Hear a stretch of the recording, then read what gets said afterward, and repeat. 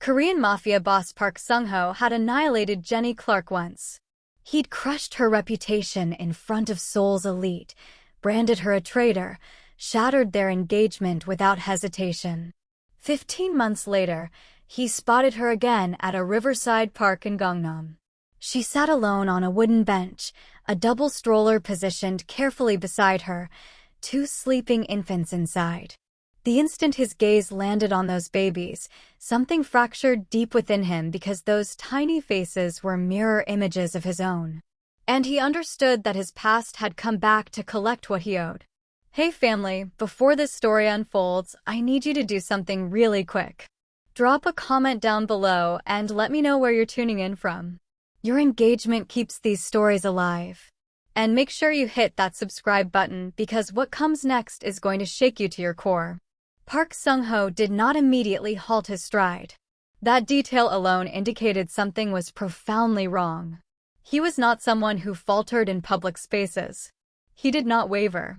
He did not surrender control due to unexpected circumstances. His existence had been constructed on precision, strategic thinking, and emotional restraint. Yet his footsteps decelerated, then ceased entirely. Beyond the sprawling park in Gangnam, beneath trees casting elongated afternoon silhouettes, a woman occupied a bench. Jenny Clarke. For an instant, his consciousness rejected the reality.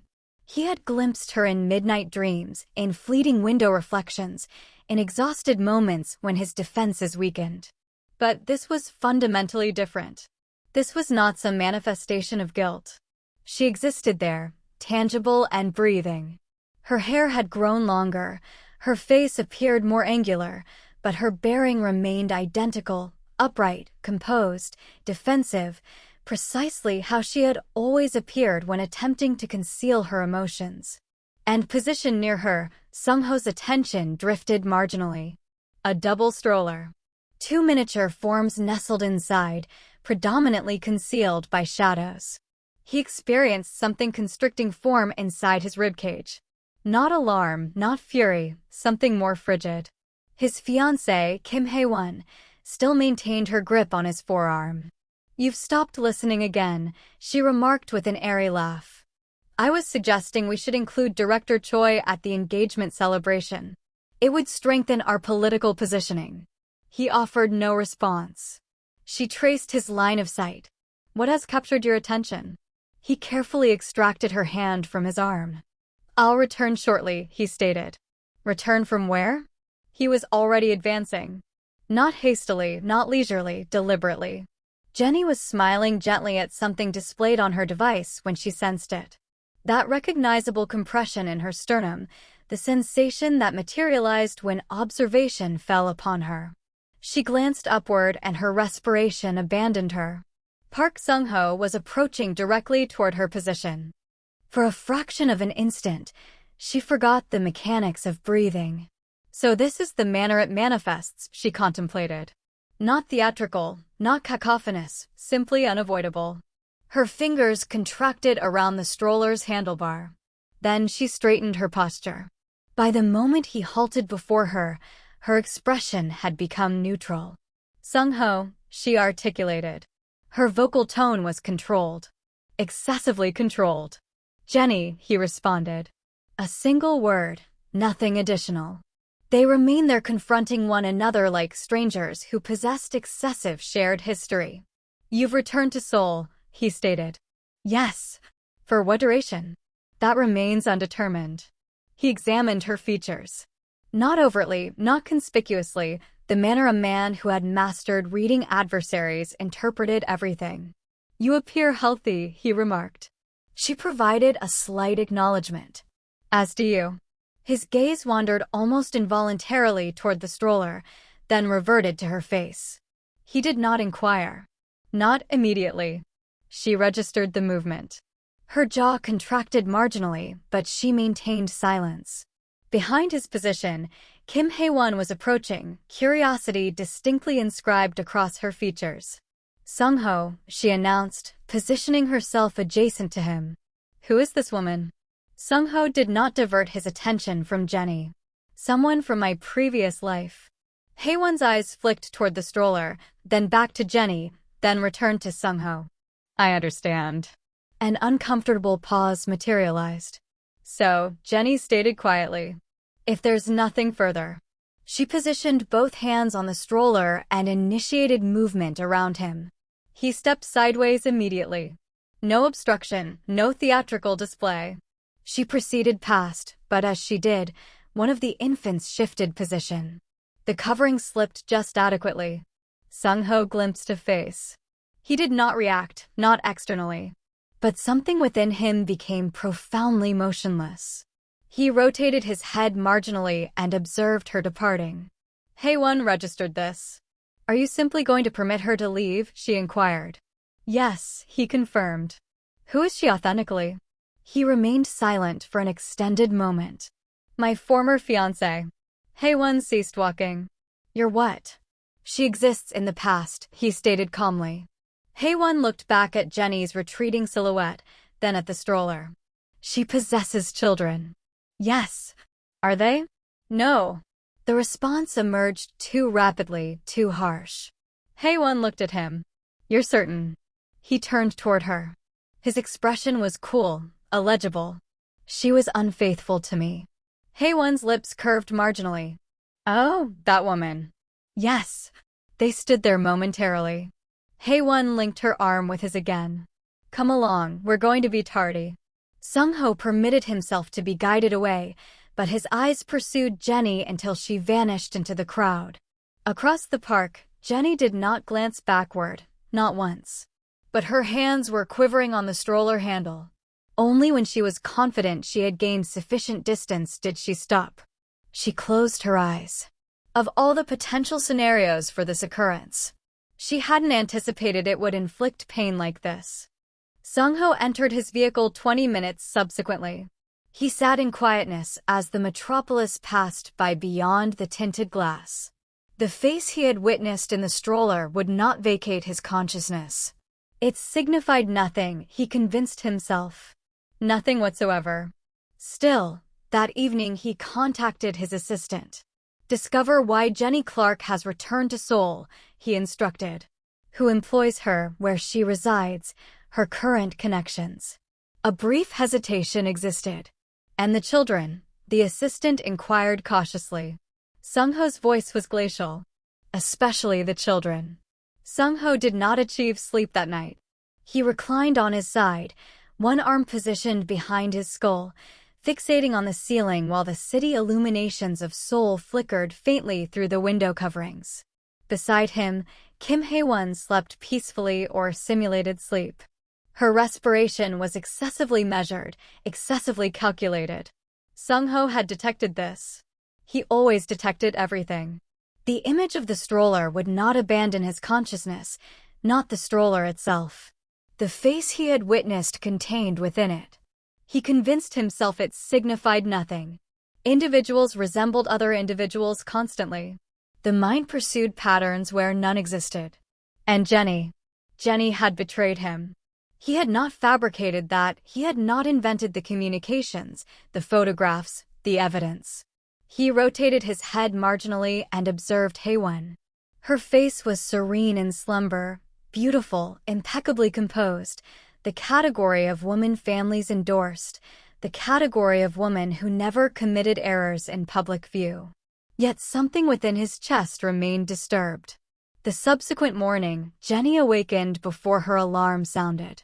The apartment she had leased was compact but luminous, positioned into a tranquil section of Gangnam, distant from the commotion and glass structures.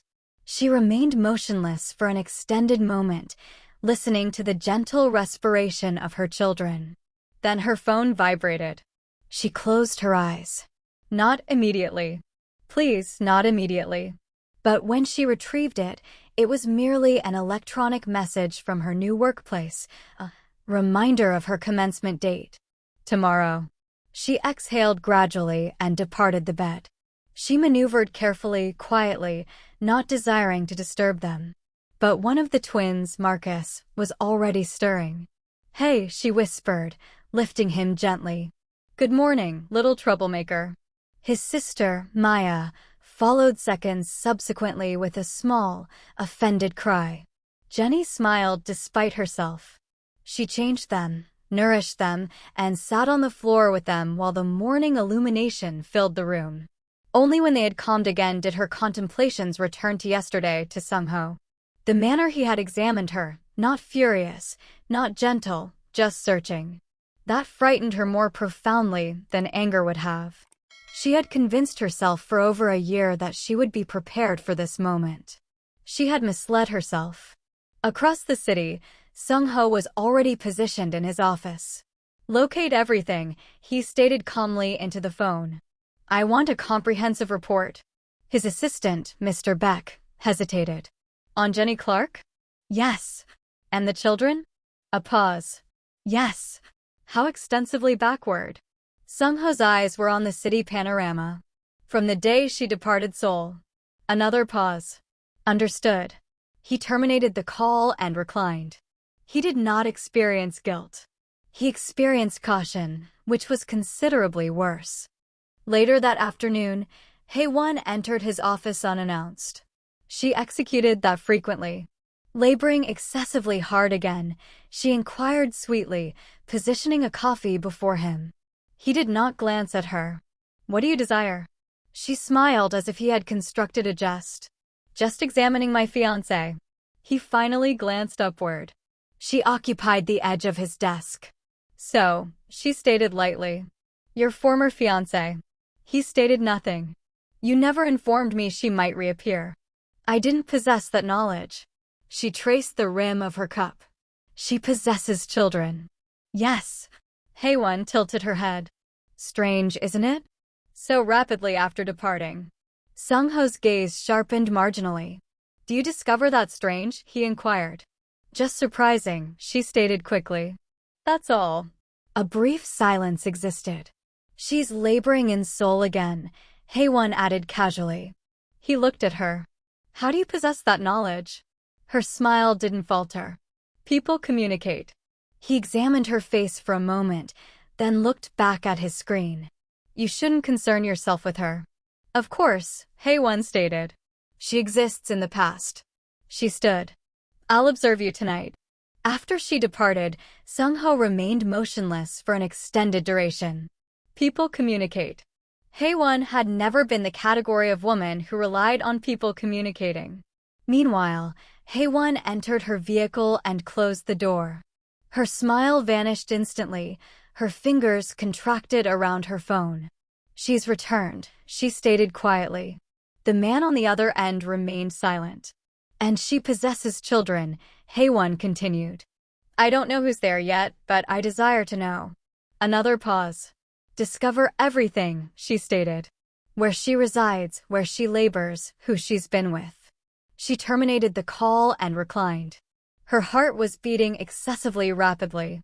This was not supposed to transpire. She was supposed to be eliminated forever. That evening, Jenny sat in a small cafe with a colleague she had just encountered from her new workplace. "You relocated here recently?" the woman inquired. "Yes," Jenny stated. "Just last week." "With kids?" The woman smiled. "You're courageous." Jenny laughed softly. "Or imprudent." "Is your husband Korean?" Jenny's hand paused around her cup. "I'm not married." "Oh, apologies." "It's fine." Later that night, when Jenny positioned the twins to bed, she stood in the doorway for an extended duration observing them sleep. "You're safe," she whispered. "I promise." She believed that. Or at least she desired to. 2 days subsequently, Mr. Beck returned to Sung-ho's office. "We possess preliminary information," he stated. Sung-ho glanced upward. "Proceed." Jenny Clarke departed Seoul 14 months ago. She relocated abroad for a brief period, then returned to Asia. She commenced laboring remotely for an international firm. She returned to Seoul 3 weeks ago. "And the children?" "They were born 12 months ago." Sung-ho's fingers stilled. 12 months. That signifies she was already pregnant when she departed, Mr. Beck added carefully. Sung-ho stated nothing. "There's no record of a husband, no registered partner." "And the father?" "We're still investigating." Sung-ho nodded gradually. That night, he stood on his balcony with a glass of untouched whiskey. 12 months. The calculations aligned too precisely. He pushed the contemplation away immediately. She was unfaithful. He possessed proof. He had witnessed it. Yet he closed his eyes. Somewhere in the city, Jenny was holding her children close, convincing herself that the past was concluded. And somewhere else, Haewon was sitting in her room, fixating at her reflection, whispering to herself, "This time, I will not permit you to extract him from me." Sung-ho did not go to observe Jenny himself. He never executed actions like that. Instead, he sat in the rear seat of his vehicle one afternoon while it remained stationed across the street from a modest office structure in Gangnam. Through the tinted glass, he observed people come and depart. "Are you certain this is her workplace?" he inquired calmly. "Yes, sir," the driver responded. "She labors on the 8th floor. She usually departs around 6. Sung-ho acknowledged. He didn't articulate anything else. He waited. At 5:43, Jenny appeared at the entrance. She appeared different in office attire, more professional, more distant. She paused, adjusted her bag on her shoulder, then examined her phone. A few seconds subsequently, a young woman joined her talking animatedly. They laughed. Sung-ho's jaw contracted marginally. "She possesses a childcare provider?" he inquired. "Yes," Mr. Beck responded from the front seat. "An older woman resides in the same structure." He observed Jenny walk away. She didn't glance backward. "Follow her," he stated.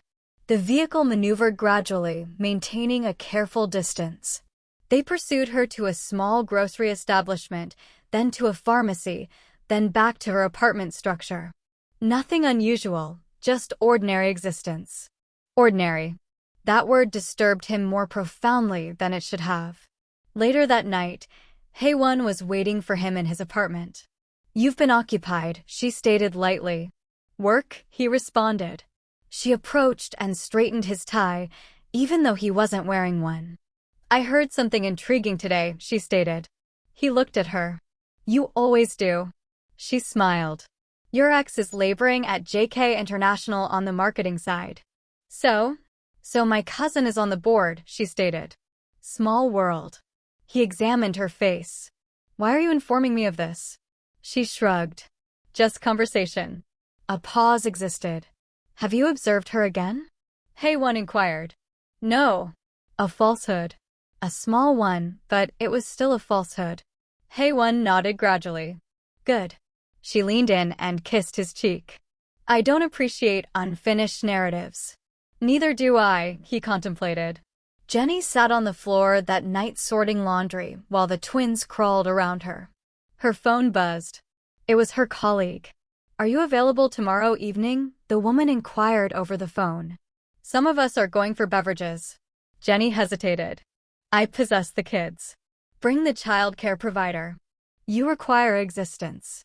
Jenny smiled. "I'll contemplate it." She terminated the call and reclined against the couch. Existence. She looked at the twins. They were her existence. Still, something about existing back in Seoul made her uneasy, like she was experiencing observation. The subsequent day, Sung-ho received a file. Mr. Beck positioned it on his desk. "Everything we could locate thus far." Sung-ho opened it. Inside were photographs. Jenny entering her structure. Jenny departing for labor. Jenny at the grocery establishment. Jenny at the park again with the stroller. He flipped through them gradually. "She doesn't observe anyone regularly," Mr. Beck stated. "No man, no visitors except the child care provider and a colleague from labor." Sung-ho stated nothing. He stopped at one photograph. One of the twins was laughing. The child's eyes were very distinct in the picture. Too distinct. "Do you possess knowledge of the blood classification?" Sung-ho inquired suddenly. Mr. Beck blinked. "Of the children?" "Yes. We're attempting to obtain hospital records," he stated carefully. "It may require some time." Sung-ho acknowledged. Haewon, meanwhile, was conducting her own meeting. "So, you're certain she's returned?" her friend inquired over lunch. Yes, Haewon stated, stirring her beverage. And she brought complications. Children. Yes. Her friend's eyes widened. Are they? I don't possess knowledge, Haewon stated softly. But I will not take chances. What are you going to execute? Haewon smiled. I'll remind her why she departed.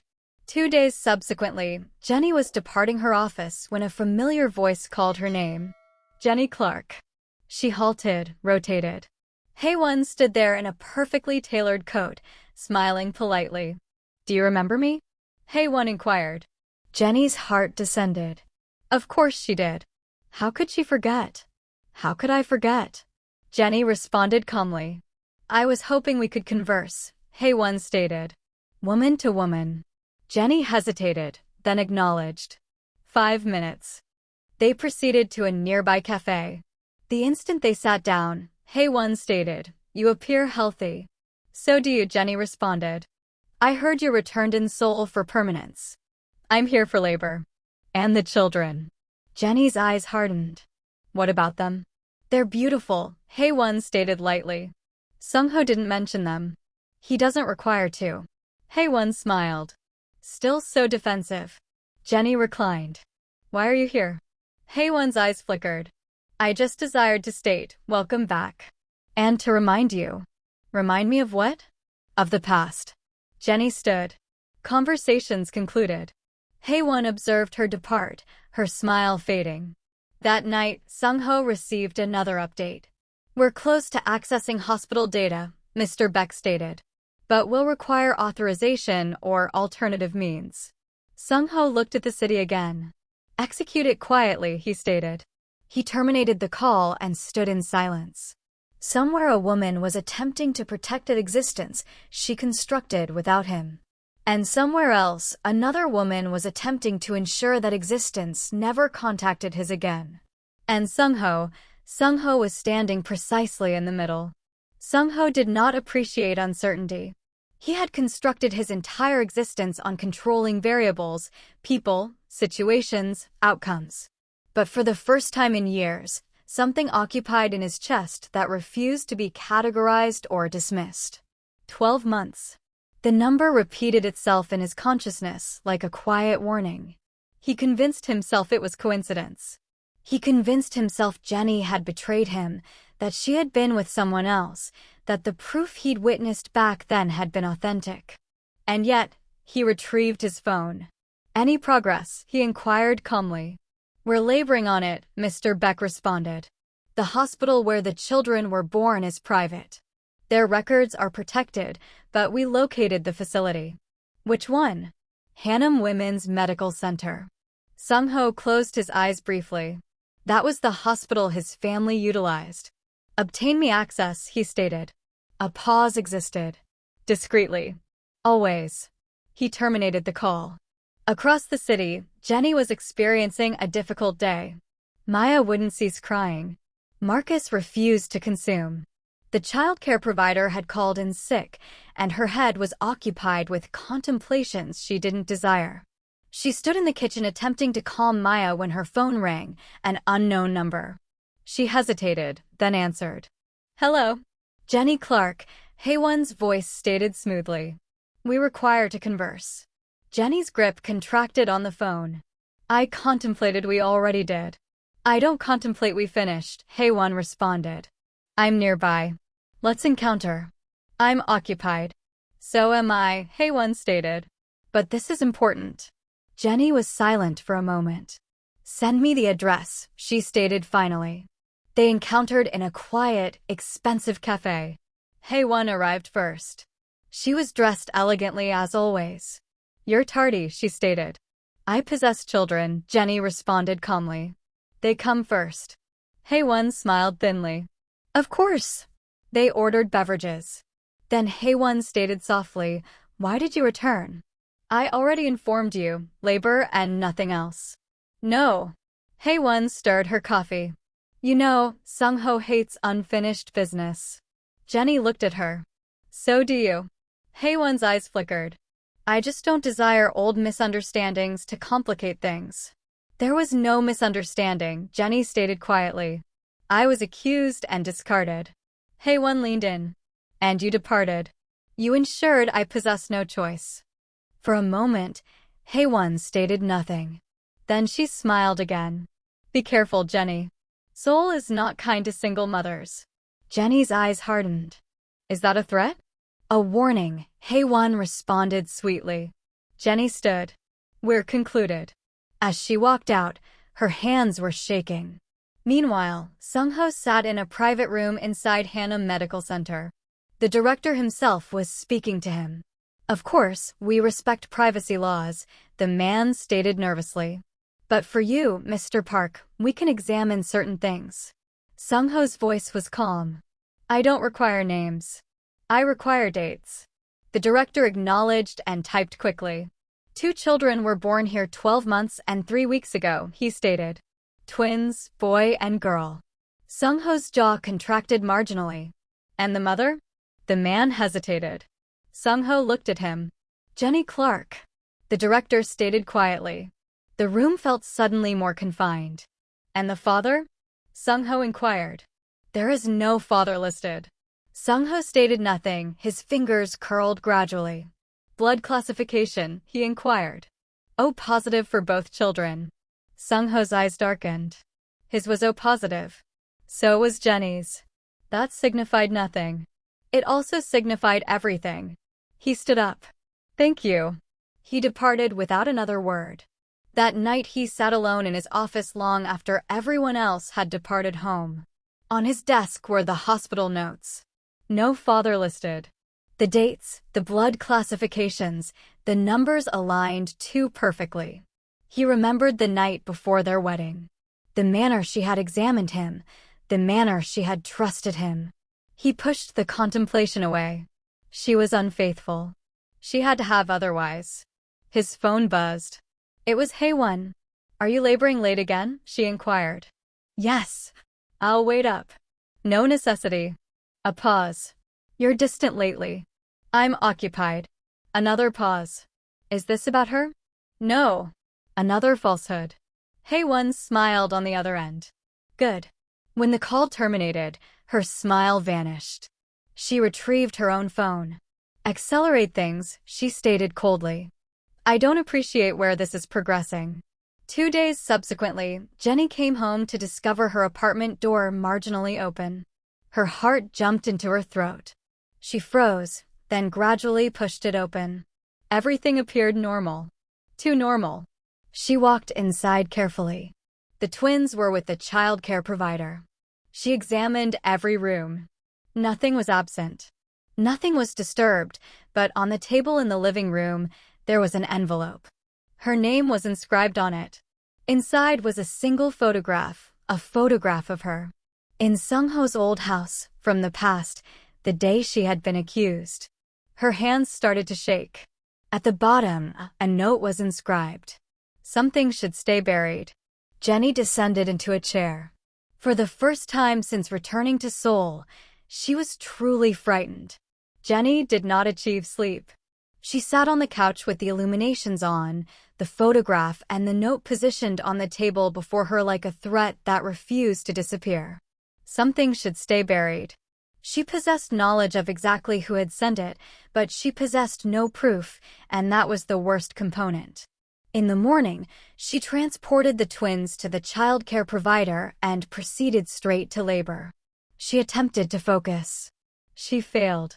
Every time someone walked past her desk, she glanced upward. Every time her phone buzzed, her heart jumped. During lunch, she finally contacted a locksmith.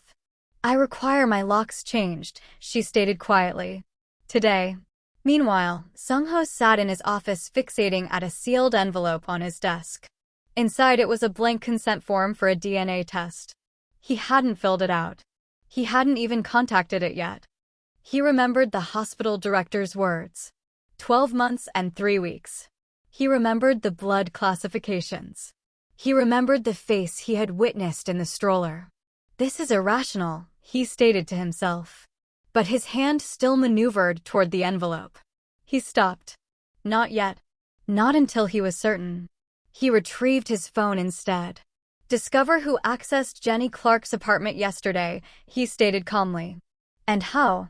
Yes, sir, Mr. Beck responded. That afternoon, Haewon was already waiting for him again. You've been quiet, she stated, sitting down across from him. I'm always quiet. She smiled. Not like this. He didn't respond. I encountered Jenny the other day, Haewon continued lightly. I possess knowledge. Her smile stiffened for half a second. Do you? Yes. Then you possess knowledge. She's struggling. She seems fine. Haewon examined him. You still care? He encountered her gaze. No. Another falsehood. Haewon laughed softly.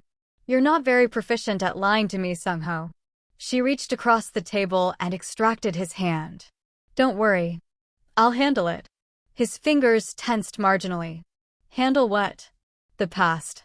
Across the city, Jenny came home to discover the locksmith waiting.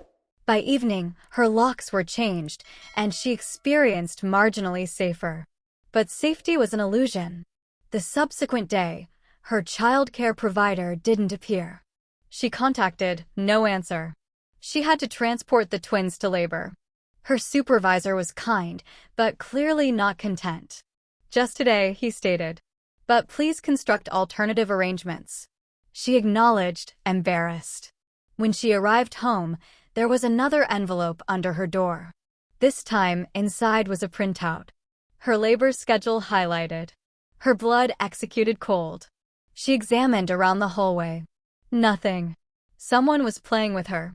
That same evening, Sung-ho received a report.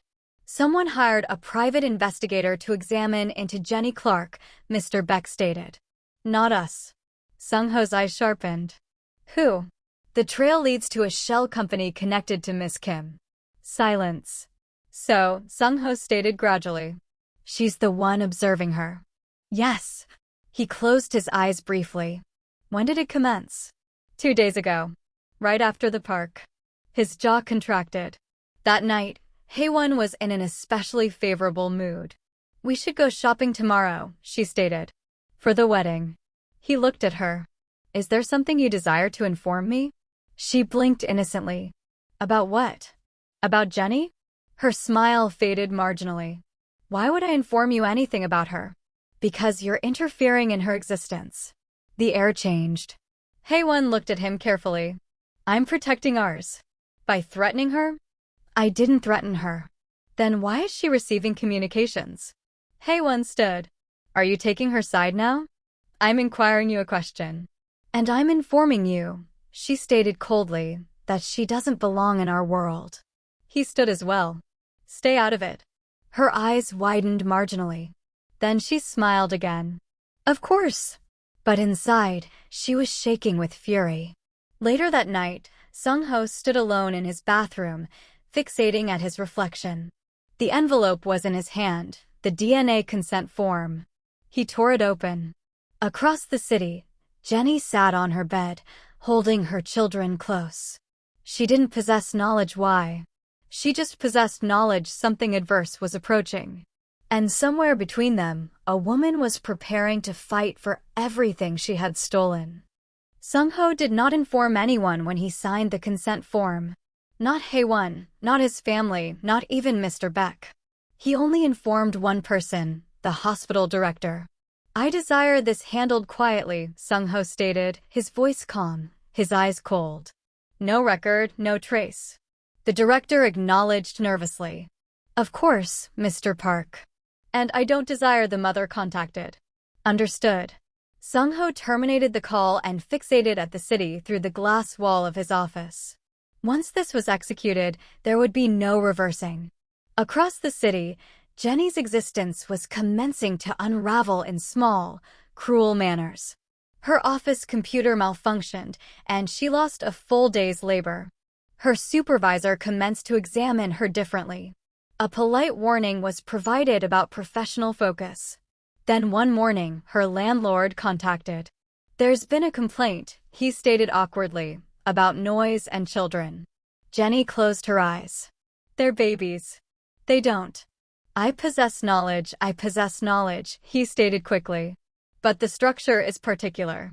Maybe you should consider relocating soon. When she terminated the call, her hands were shaking.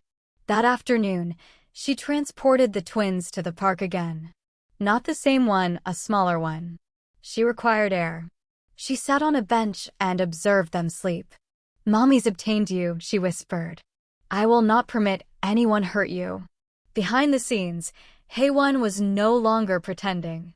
"Construct her uncomfortable," she stated into her phone. "I don't care how. I desire her eliminated."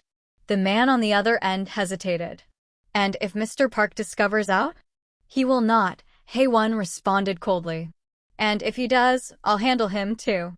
2 days subsequently, Jenny's childcare provider quit. "I'm apologetic," the older woman stated. "Someone came to observe me. They stated things about you. I don't desire trouble." "What things?" Jenny inquired, her heart racing. But the woman only shook her head.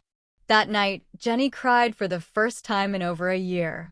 Not loudly, not hysterically, silently, because she was exhausted and frightened and furious, and she possessed no idea who was attacking her. Sung-ho discovered out about the childcare provider the subsequent morning.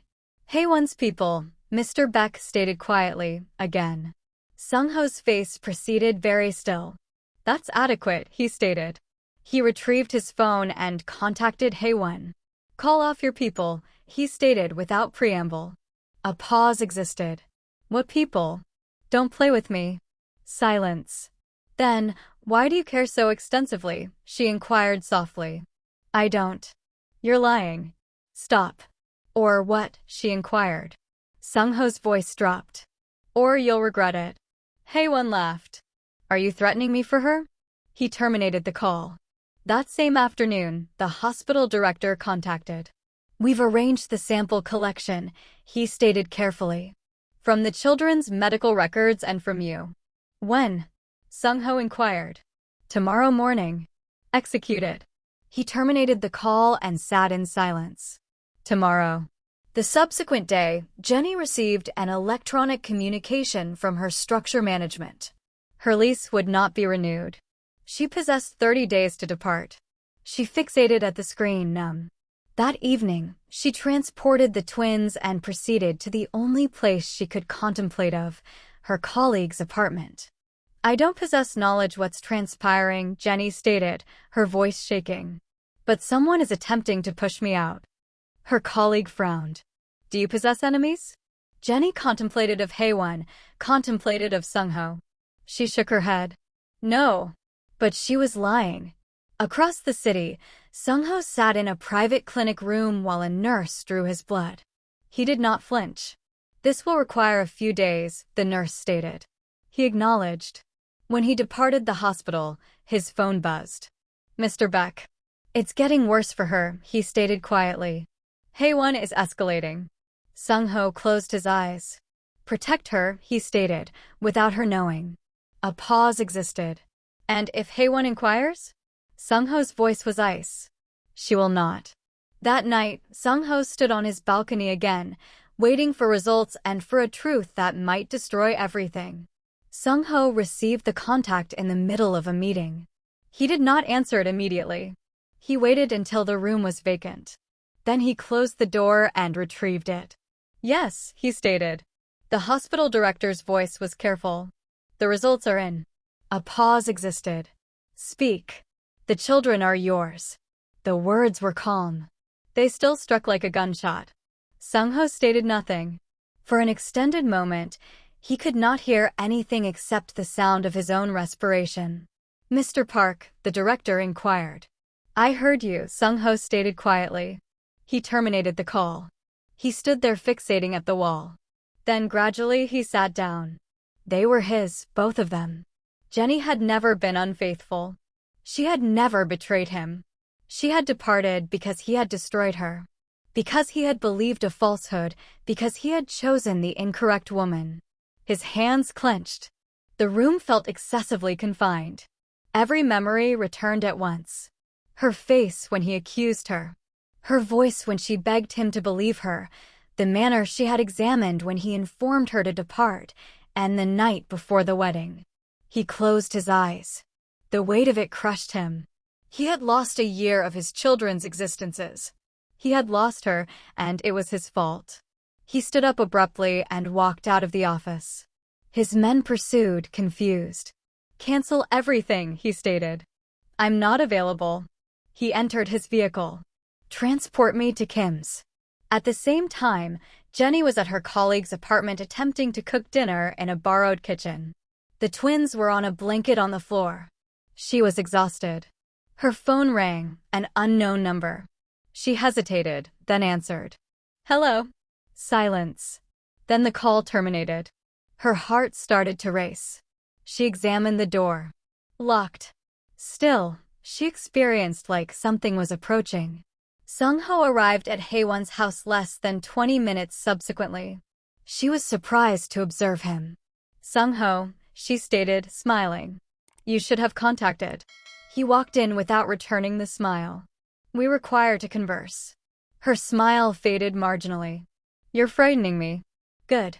He looked at her. Authentically examined her. "How extended have you been lying to me?" he inquired. She blinked. "What are you talking about?" "Jenny." Her eyes flickered just for a second. "That was adequate." "What about her?" she inquired. "You stated she betrayed me." "She did." "You forged the evidence." Her face changed. "Are you accusing me of something serious?" "I'm not accusing you," he stated quietly. "I'm informing you." She laughed. "You're losing your consciousness."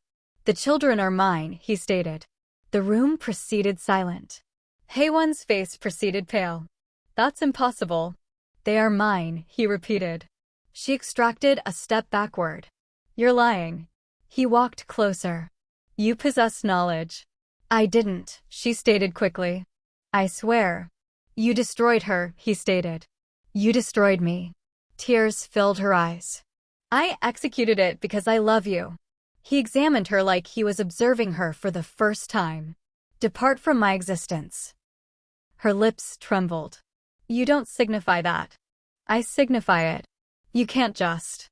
"I can," he stated. "And I will." She reached for him. "Sung-ho, please.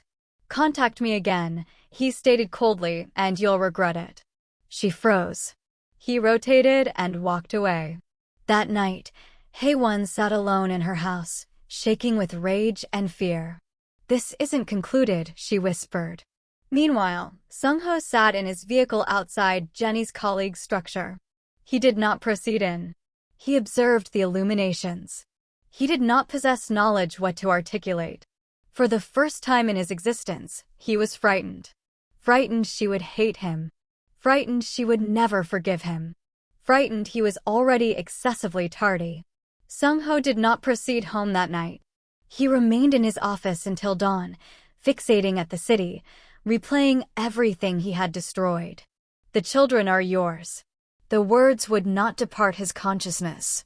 He had spent years believing Jenny had betrayed him, years justifying his cruelty, years constructing an existence with a woman who had lied to him from the commencement.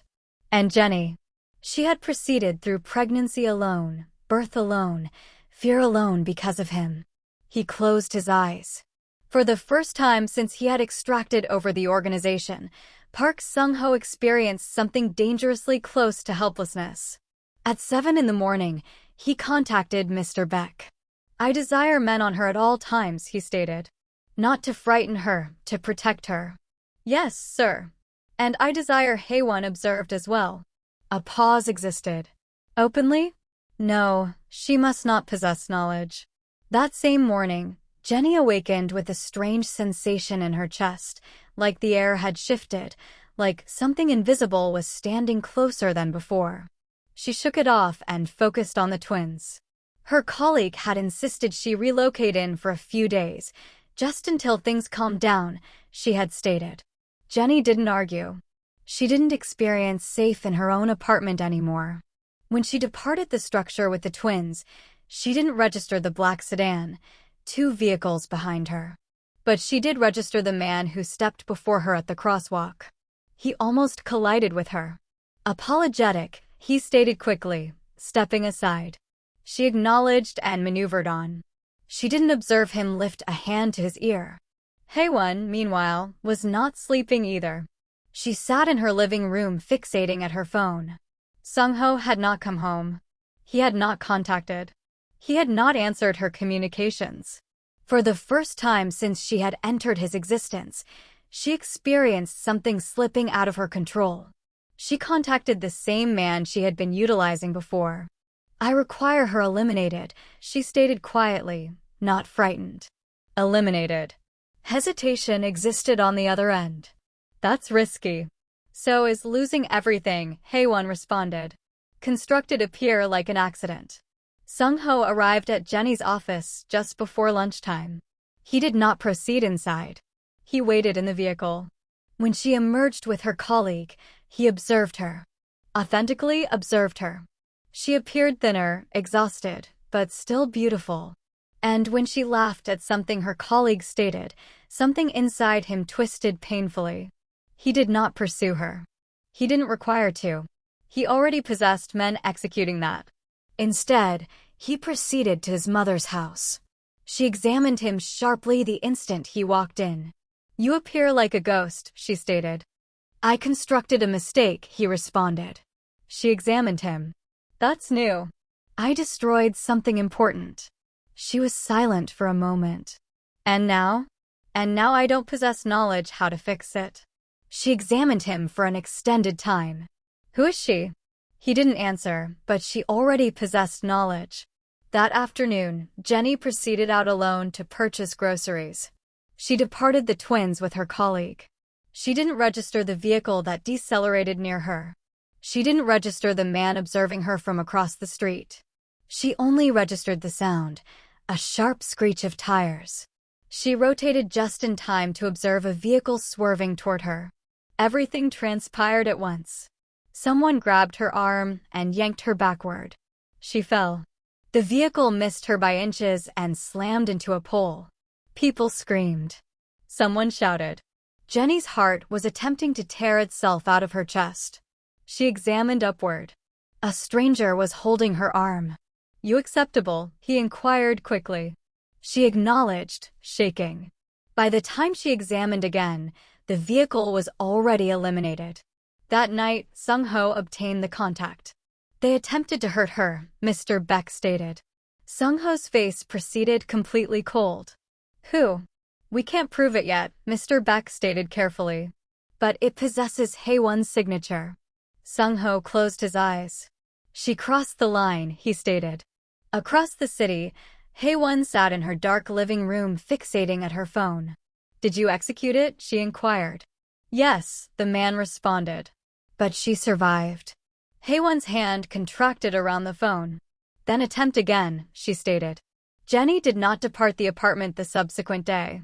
Her colleague insisted. "You were almost killed," she stated. "You're not proceeding anywhere." Jenny attempted to laugh it off. "I'm fine." "You're not," her colleague stated firmly. "And until we possess knowledge what's progressing on, you're remaining here." Jenny didn't argue.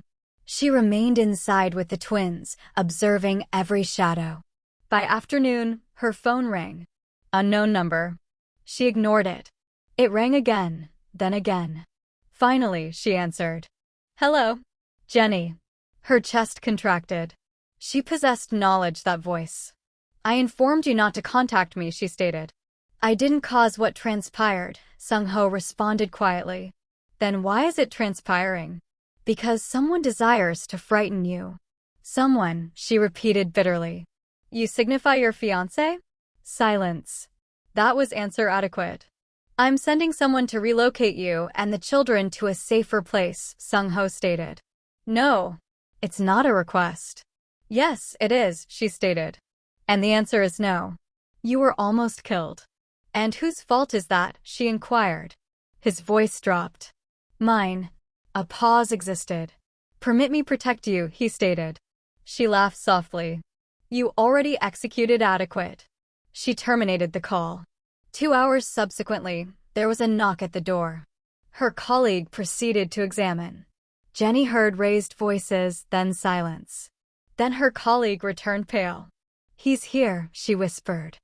Who? She didn't require the answer. Sung-ho stood in the doorway dressed in black, appearing like he hadn't slept. You shouldn't be here, Jenny stated. I possess knowledge. Then depart. I can't. They fixated at each other. The twins commenced to cry. Jenny rotated to them automatically. Sung-ho observed her. Observed the manner she retrieved them up. Observed the manner she soothed them. Something inside him broke all over again. Are you concluded? She inquired coldly. No, he stated. We require to converse. There is nothing to converse about. There is everything to converse about. She walked past him, carrying the twins into the bedroom. He pursued. She rotated on him sharply. Do not pursue me. Jenny, you lost the right to articulate my name. He stopped. They stood there confronting each other, the air thick with things that could not be articulated. You're not safe, he stated finally. Neither was I the day you destroyed my existence. His jaw contracted. I constructed a mistake. She fixated at him. You didn't construct a mistake. You constructed a choice. He possessed no answer to that. I possess knowledge you hate me, he stated. I deserve it. Yes, she stated simply. I'm not here to extract anything from you, he stated. I'm here to stop her. She commenced all of this because of you, Jenny stated. You're the reason she possesses power over my existence. He closed his eyes. I will not permit her hurt you again. She shook her head. You don't obtain to be my hero. He examined the twins, then back at her. Are they? She cut him off instantly. No. The falsehood burned in her throat. They're none of your business. He acknowledged gradually. Fine, he stated. But I'm still protecting you. She laughed bitterly. You contemplate you can just decide that? Yes, he stated. They fixated at each other. Then his phone rang. He answered. Yes. A pause. Where? Another pause. I'll be there. He terminated the call and examined Jenny. Haewon is attempting something else, he stated. What? He didn't answer. I'm not departing, she stated. You're not remaining here, he responded. They stood there locked in a silent battle of wills, and for the first time since they had observed each other again, neither of them maneuvered away. Sung-ho did not depart Jenny's colleague's apartment without positioning men in the hallway, at the structure entrance, and on the street. Jenny registered. You contemplate this will construct me experience better, she inquired coldly. It will construct you alive, he responded. She didn't answer. That night she barely slept. Neither did he. At 3 a.m, Mr. Beck contacted. They maneuvered, he stated. Haewon's people. Where? Sung-ho inquired. We lost one of the tails. Another is in the hospital. Sung-ho's voice proceeded very still. How? Hit and run. Sung-ho closed his eyes. So, she's concluded pretending, he stated. No, Mr. Beck responded. She's escalating. At 6 a.m, Jenny was nourishing the twins when the power proceeded out. The apartment fell into darkness. Her heart jumped. Remain where you are, a voice stated from the hallway. It was one of Sung-ho's men. Then she heard shouting, a crash, something breaking. Her heart started pounding. Jenny, Sung-ho's voice emerged through her phone. Depart now. What's transpiring? She whispered. Someone cut the power. They're attempting to obtain in. Her blood proceeded cold. Pursue my men, he stated. Don't argue. She didn't. She ran. They extracted the stairs down 6 floors, out the back, into a waiting vehicle. The instant the door closed, the structure exploded with noise. Sirens, shouting, chaos. Jenny was shaking so severely she couldn't hold the bottle for Maya. Sung-ho arrived 5 minutes subsequently. The hallway was destroyed. One of his men was bleeding. Alive? He inquired. Yes, Mr. Beck stated. Barely. Sung-ho's jaw contracted. He returned into his vehicle. Where are they? On the manor to the safe house. Good. He closed his eyes. Across the city, Haewon threw her phone against the wall. They were supposed to be alone, she hissed. They weren't, the man responded. He maneuvered faster than we anticipated. Then change the plan, she stated coldly. I don't care how. I desire her broken. Jenny arrived at the safe house in shock. It was a quiet, heavily guarded apartment. She sat on the couch holding the twins, fixating at nothing. Sung-ho walked in 20 minutes subsequently. The instant she observed him, something in her snapped. You stated you would stop her, she stated, her voice shaking. You stated you would protect us. I am, he responded. They almost killed us. He possessed no answer. She stood up. Obtain her away from me. Obtain her away from my children. His eyes darkened. I will. She examined him. Authentically examined him. And if you can't, then I'll destroy her. There was no hesitation in his voice. That frightened her more profoundly than anything. Later that night, Sung-ho proceeded to observe Haewon. She was waiting for him. You came, she stated. Yes, he responded. Because you still care. Because you crossed a line. She laughed. I crossed it for you. You crossed it for yourself. Her eyes filled with tears. I executed everything for you. You executed everything to me, he stated. She stepped closer. If I can't possess you, neither can she. He examined her for an extended moment. You've already lost. Her smile trembled. We'll observe. That night, Jenny sat alone in the safe house, observing her children sleep. And for the first time she understood something terrible. This war was not proceeding to terminate quietly. Jenny did not achieve sleep. She sat on the edge of the bed in the safe house, observing the gradual rise and fall of her children's chests, listening to the quiet hum of the air conditioner and the distant footsteps of guards outside the door. Every sound constructed her tense. Every shadow experienced like a threat. When morning emerged, she experienced older, exhausted in a manner sleep could not fix. There was a knock on the door. She stiffened. Jenny, Sung-ho's voice stated quietly. We require to converse. Her fingers curled into the blanket. There's nothing departed to articulate. Yes, he responded. There is. She didn't answer. After a moment, the door opened gradually and he stepped in. He appeared worse than she had ever observed him. His eyes were red, his face drawn, his posture not the unshakable wall it utilized to be. He closed the door behind him. I discovered out everything, he stated. She didn't examine at him. I don't care. You should, he stated. Because it changes everything. She laughed softly without humor. It changes nothing. He walked closer, then stopped as if frightened to obtain excessively near. Haewon forged the evidence, he stated. All of it. The communications, the photographs, the witness. Her respiration caught. But she didn't rotate. I didn't possess knowledge, he continued. I believed her. I believed what I observed. I contemplated you betrayed me. She stood up gradually, rotated to confront him. And that constructed it acceptable to destroy me, she inquired quietly. No, he stated immediately. Nothing constructs it acceptable. Her eyes were bright with unshed tears. You didn't just terminate things with me, she stated.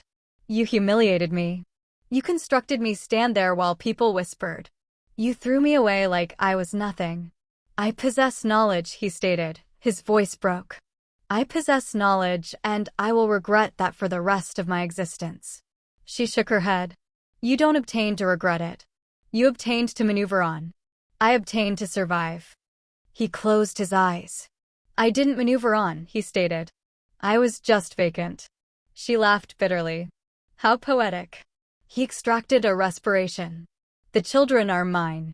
The words fell into the room like glass. Her world tilted. What? She whispered. I executed a DNA test, he stated. Without you possessing knowledge. I'm apologetic, but they're mine. Both of them. For a moment, she couldn't breathe. You possessed no right, she stated, her voice shaking. You possessed no right to contact their existences. I possess knowledge, he stated. But I required to possess knowledge. And now that I do. Now what? She demanded. You contemplate that changes something? You contemplate you obtain to walk back in and play father. No, he stated. I contemplate I possess to earn the right to even stand in the same room as them. Her tears finally fell. I executed everything alone, she stated. Everything. The sickness, the fear, the birth, the nights when they wouldn't cease crying. All of it. And you were existing your existence with the woman who destroyed me. He proceeded down on one knee before her. Not like a king. Like a man who had lost everything. I possess knowledge, he stated. And I will spend the rest of my existence attempting to construct it right. She stepped backward. Don't promise me a lifetime, she stated. You couldn't even provide me trust. They stood there in silence. Then there was shouting outside. Sung-ho's phone rang. He answered. What transpired? A pause. His face proceeded cold. She's attempting to run, Mr. Beck stated. Haewon, she's attempting to depart the country. Sung-ho closed his eyes. She departed you one last gift, Mr. Beck added. She sent the old files, the fake evidence, to Jenny's office electronic communication. Jenny fixated at him. What? He examined her. She desires to hurt you one last time. They proceeded to the laptop. Jenny's hands were shaking as she opened the electronic communication. There it was. Everything, the communications, the photographs, and attached, a confession, a recording, Haewon's voice. I had to execute it. He would never examine at me if you were still there. Jenny collapsed into the chair. It was authentic. All of it had been a falsehood. She covered her face and commenced to cry. Not loud, not dramatically, just broken. Sung-ho stood behind her, not contacting her. I'm apologetic, he stated again. I'm so apologetic. She didn't answer. Across the city, Haewon sat in a private terminal observing the news on her phone. They were already examining for her. She smiled bitterly. I almost won, she whispered. Haewon was arrested at the airport. She did not scream. She did not beg. She stood there in dark glasses and a tailored coat while officers approached her and inquired her to accompany with them. What is this about? She inquired calmly. Fraud, conspiracy, attempted murder, and obstruction of justice, one of them responded. Her lips twitched. So he chose her, she stated quietly. They extracted her away. By the time the news reached Sung-ho, he was already waiting. He did not experience relief. He experienced vacant.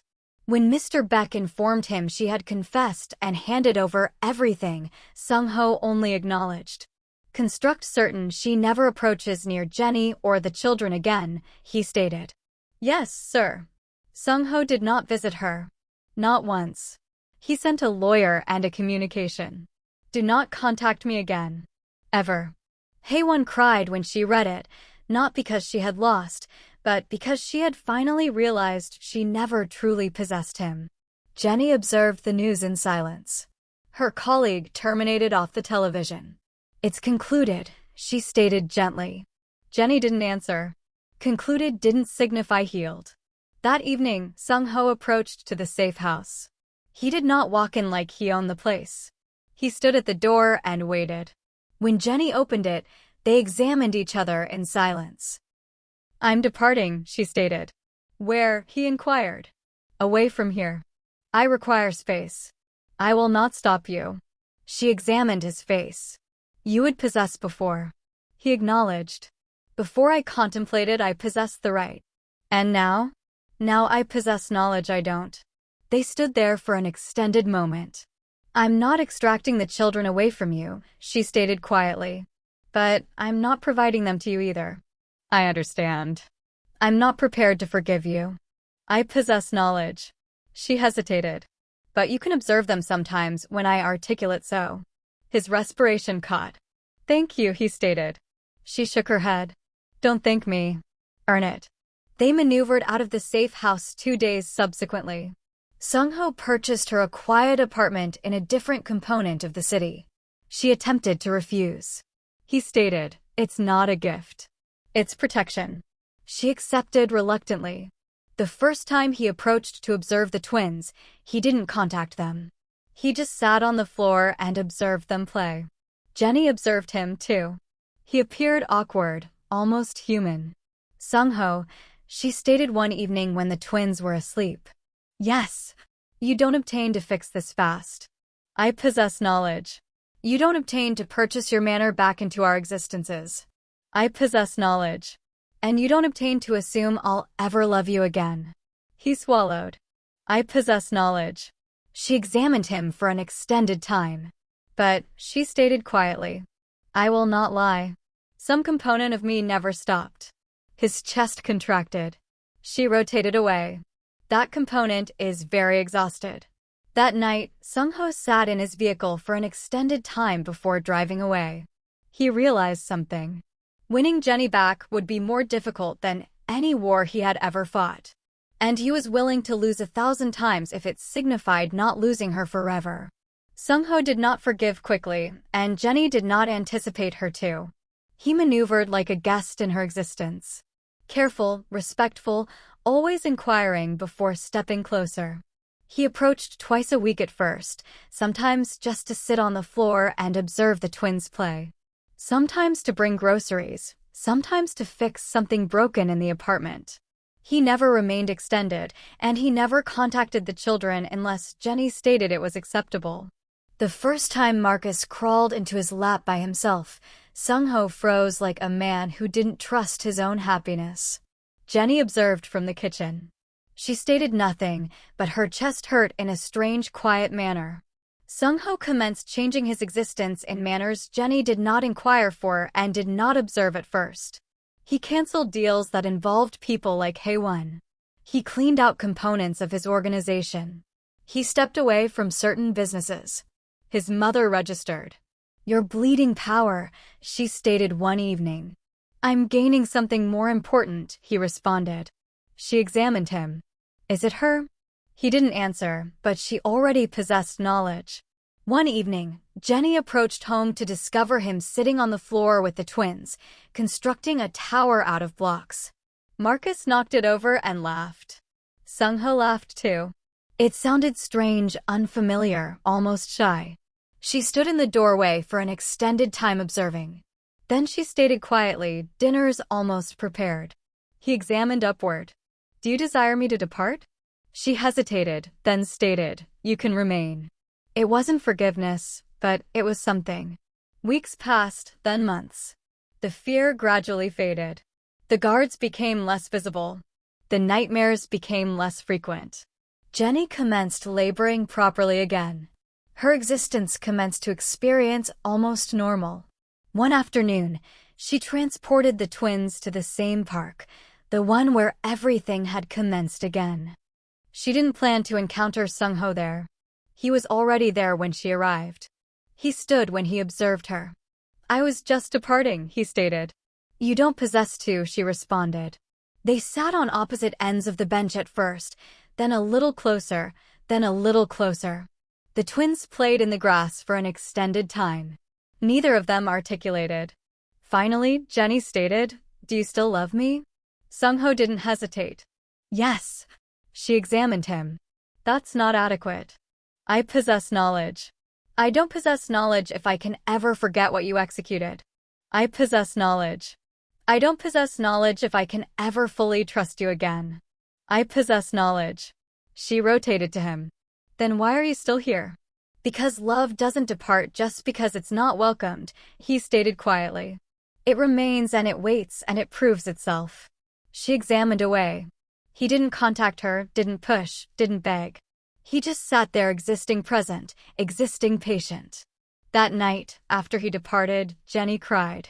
Not because she was hurt, but because she was exhausted of fighting what her heart already possessed knowledge. 3 months subsequently, Sung-ho was shot. It wasn't dramatic, not an ambush, not a significant attack, just a reminder that his world was still dangerous. He survived. When Jenny obtained the contact, she dropped everything and ran to the hospital. She stood by his bed, shaking. You're not permitted to die, she stated through tears. Not after everything. He examined her weakly. Is that an order? She acknowledged. Yes. He reached for her hand. She didn't pull away. That was the moment things truly changed. After that, Sung-ho constructed a final decision. He stepped down from direct control of the most dangerous components of his organization. He handed power to people he trusted. He kept the legal businesses, and he walked away from the rest. It cost him influence. It cost him fear. But it provided him something else: peace and a future. One evening, almost a year after their reunion, Sung-ho stood in Jenny's living room. The twins were asleep. Jenny was exhausted. He appeared nervous. "I'm not inquiring you to marry me," he stated suddenly. She blinked. "That's an intriguing manner to commence a conversation." He smiled faintly. "I'm inquiring you to permit me be your partner. Nothing more, nothing less, no promises I can't prove, no vows, no pressure." She examined him. "And if I articulate no? Then I'll still be here, just a little farther away." She was quiet for an extended time. Then she stated, "Remain." He examined her. "Remain?" "Yes," she stated. "Let's attempt, gradually, carefully, like two people who possess knowledge what it costs to be incorrect." He acknowledged. "That's all I desire." They didn't rush. They didn't pretend the past didn't exist. They constructed something new on top of it, something honest. One night, months subsequently, Jenny observed Sung-ho read a bedtime story to the twins. He utilized funny voices. The children laughed. She leaned against the door frame and realized something. Love didn't return the same manner. It returned wiser, stronger, more careful. Later, when the twins were asleep, she sat beside him on the couch. "You possess knowledge," she stated. "If you ever lie to me again, I will disappear, and this time you will never discover me." He examined her seriously. "I believe you." She smiled faintly. "Good." Years subsequently, people would articulate the Korean Mafia boss changed, that he became quieter, that he stopped ruling by fear, that he became human. But the truth was simple. He had been provided a second chance, and he had been smart adequate not to waste it. Jenny never forgot what he executed, but she chose to believe what he became. And sometimes that is the bravest category of love. Some mistakes can destroy existences. But authentic change is not proven by words, tears, or promises. It is proven by time, consistency, and actions. And forgiveness is not forgetting. It is choosing to construct something new with someone who finally learned how not to break it. Now, a question for you. If you were Jenny, would you possess provided Sung-ho a second chance? And finally, if you enjoyed this story, don't forget to like, subscribe, and share it with someone who loves deep emotional romance stories like this one. Your support helps Afro Korean drama TV grow and brings you even more powerful stories.